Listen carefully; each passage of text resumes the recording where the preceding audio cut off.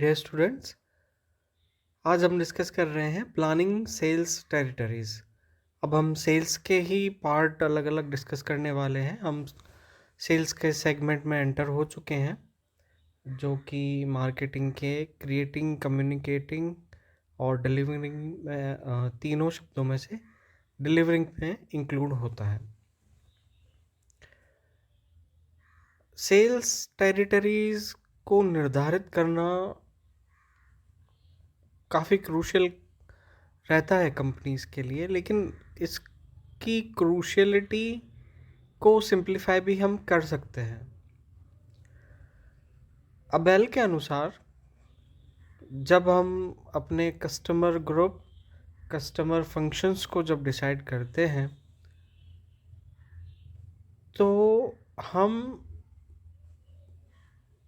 अपने कस्टमर्स के जो कैरेक्टरिस्टिक्स हैं, जो हमारे कंज्यूमर्स हैं, कस्टमर्स हैं, उनके जो कैरेक्टरिस्टिक्स हैं उनको भी ग्रुप करते हैं और अकॉर्डिंगली अपना प्रोडक्ट डिसाइड करते हैं। अगर कोई कंपनी है जो होलिस्टिक मार्केटिंग कंसेप्ट को अडॉप्ट कर कर चलती है, तो जब भी वो अपने बिजनेस को डिफ़ाइन करेगी और उसमें अपने कस्टमर ग्रुप, कस्टमर फंक्शंस को डिफ़ाइन करेगी, तो ये समस्या अपने आप ही हल हो जाएगी, क्योंकि वो पहले ही अपने जो कंज्यूमर और जो कस्टमर्स हैं उनके उनके गुणों के आधार पर, उनके कैरेक्टरिस्टिक्स के बेसिस पर उनको पहले ही सेग्रीगेट कर चुकी होगी। इसको आप एग्जाम्पल से समझिए। सपोज कीजिए कि कोई पॉपुलेशन है, उस पॉपुलेशन में जो ओल्ड एज पीपल हैं वो ज़्यादा हैं, और जो कंपनी है उस कंपनी की जो कोर कॉम्पिटेंसी है वो रिस्ट वॉच बनाने की है। अगर वो इस पॉपुलेशन में बच्चों के रिस्ट वॉच का मैन्युफैक्चर ज़्यादा करेंगे, तो क्या वो बिक पाएगी? आपका आंसर होगा नहीं बिक पाएगी। क्यों?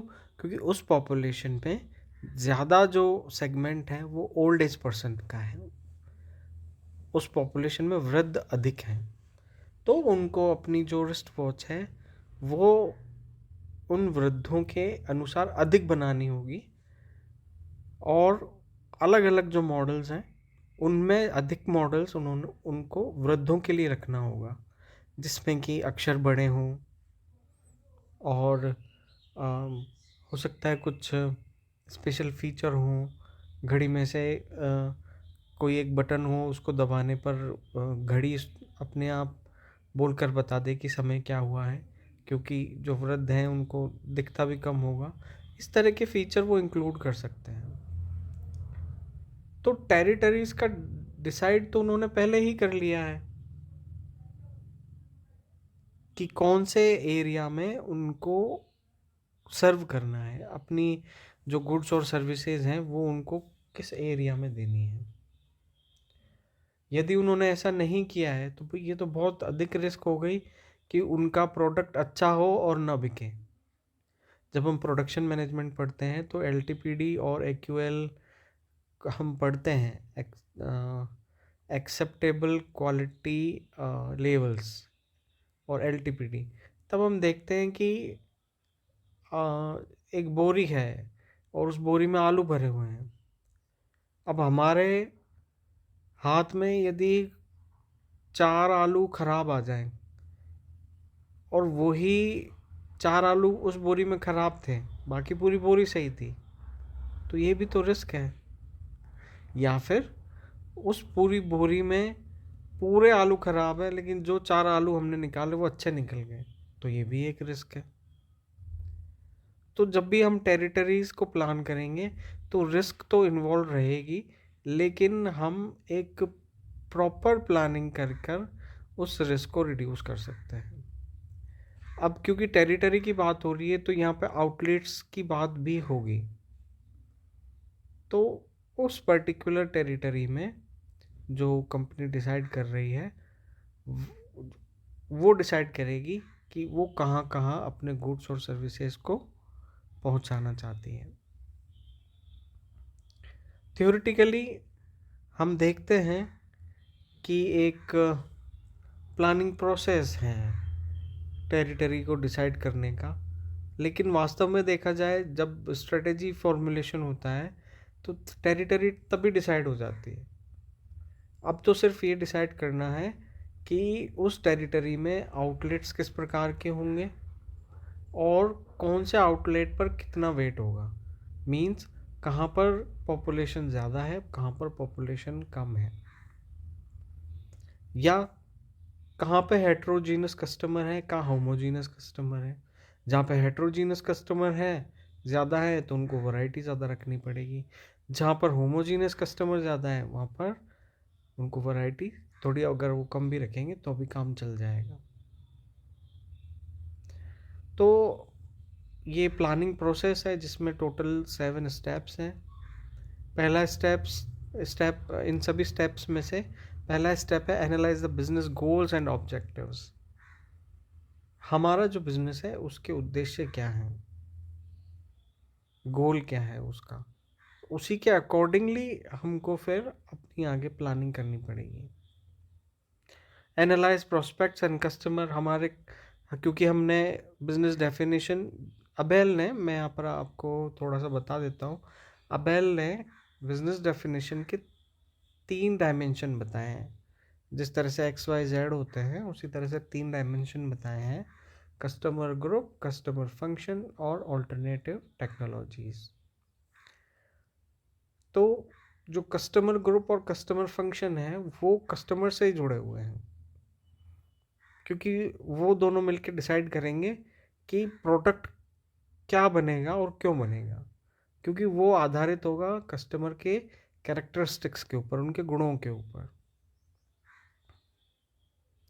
फिर जो एड्रेसेबल मार्केट है, कितना मार्केट को हम कैप्चर कर सकते हैं और संभाल सकते हैं, हमारी जो कैपेसिटीज़ हैं वो कितनी है, और उन कैपेसिटीज़ के अकॉर्डिंग हम कितना मार्केट सर्व कर सकते हैं। यहाँ पर एक और रिवर्स डायमेंशन जो सोचने का वो ये है कि हमारे पास कितनी उपलब्ध कैपेसिटी है, उस कैपेसिटी के अकॉर्डिंग हमें कितना मार्केट चाहिए। अगर हमारी कैपेसिटी ज़्यादा है तो जाहिर सी बात है कि हमें पाइपलाइन में बने रहने के लिए मार्केट ज़्यादा चाहिए, कस्टमर बेस ज़्यादा चाहिए। देन शॉर्ट एनालिसिस हमको करना होगा, strength, weakness, opportunity and threat. Strategic management में बहुत अच्छे से आपको सिखाया गया है कि शॉर्ट एनालिसिस किस तरह किया जाता है। यहाँ पर जो भी इंटरनल एनवायरनमेंट, एक्सटर्नल एनवायरनमेंट है, प्रोडक्ट्स हैं, कॉम्पिटिटर्स हैं, वो सभी की बात होगी और उनसे स्ट्रेंथ, वीकनेस, अपॉर्चुनिटी और थ्रेट निकाले जाएंगे। थ्रेट के ऊपर अधिक ध्यान दिया जाएगा, अपॉर्चुनिटी के ऊपर सबसे ज़्यादा ध्यान दिया जाएगा, क्योंकि वही हमारे पोटेंशियल प्रॉफिट्स छुपे हुए हैं। ये सभी काम कर लेने के बाद में सेल्स टेरिटरीज़ के डॉक्यूमेंटेशन किया जाता है कि कहाँ कहाँ पर और क्यों हमारे आउटलेट्स होंगे, ये सेल्स टेरिटरी होगी अथवा नहीं होगी। कोई गांव है जिसमें 10 लोग हैं लेकिन वो एक ही तरह का साबुन इस्तेमाल करते हैं और कंपनी ये बात जानती है, लेकिन उसको वो अपनी सेल टेरिटरी में शामिल नहीं करेगी। क्यों? क्योंकि उसके पास में जो बड़ा गांव है जहाँ पर सेल्स ज़्यादा है उसी को ट्रीट किया जाएगा, वहाँ से फिर वो अपने आप अपनी टेरिटरी बना लेंगे। इस तरह से एक एक्शन प्लान बनाया जाएगा ताकि कॉस्ट मिनिमाइज्ड रहे, टाइम मिनिमाइज्ड रहे, जिससे कि मैक्सिमम कंज्यूमर्स को, कस्टमर्स को सर्व किया जा सके।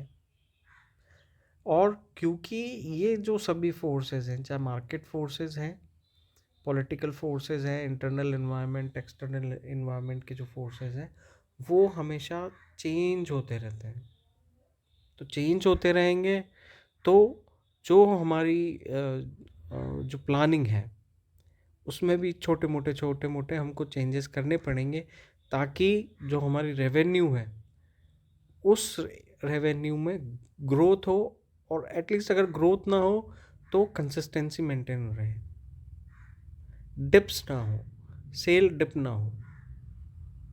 तो इस तरीके से हम अपनी जो सेल्स टेरिटरीज है उनको प्लान करेंगे। यहाँ पर हमारा जो उद्देश्य है वो अब भी जो कंज्यूमर सेटिस्फेक्शन का है वही रहेगा। अगर प्रोडक्ट टाइमली प्रोवाइड किया जाएगा, अवेलेबल रहेगा, तो जो सेल्स है वो चलती रहेगी। लेकिन दूसरी बात यह आती है कि सूटेबिलिटी भी होनी चाहिए। कोई प्रोडक्ट ऐसा ना हो जो उनकी एक्सपेक्टेशंस को सूट ना करे। यदि एक्सपेक्टेशन को मीट आउट नहीं करेगा तो फिर वो प्रोडक्ट मार्केट में सस्टेन नहीं कर पाएगा।